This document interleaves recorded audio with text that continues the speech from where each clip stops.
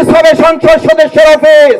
যদি দাঁড়িপাল্লার প্রতীক এখান থেকে আল্লাহ কবুল করে আপনারা বিজয় করেন, এখানকার সংসদ সদস্যের অফিস হবে দুর্নীতি ঘুষ মুক্ত অফিস, দালাল মুক্ত অফিস হবে সংসদ সদস্যের অফিস। স্বচ্ছ অভিযোগ বক্স প্রদান করা হবে, যেখানে অভিযোগ পেশ করার পর প্রমাণিত হলে সে ব্যাপারে পদক্ষেপ গ্রহণ করতে আমরা বাধ্য থাকবো।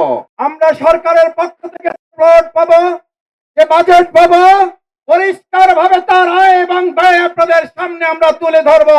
আমার এবং আমার ব্যক্তিগত পরিবারের বার্ষিক আয় এবং ব্যয়ের বাজেট আপনাদের সামনে তুলে ধরা হবে, যাতে কোনো স্বচ্ছতার ঘাটতি আপনাদের সামনে পরিলক্ষিত না হয়। সম্মানিত ভাই এবং বন্ধুগণ, বাউফলের মানুষের সবচেয়ে বড় দাবি সততা, সম্মান, মর্যাদা নিয়ে আমরা একসাথে কাঁধে কাঁধ মিলিয়ে বাউফলে বাঁচতে চাই। বাউফলের মধ্যে সীমাবদ্ধ থাকবে না, বরিশালের মধ্যে নয়, বাংলাদেশের মধ্যে নয়, আন্তর্জাতিক পরিমণ্ডলে বাউফল পরিচিতি পাবে।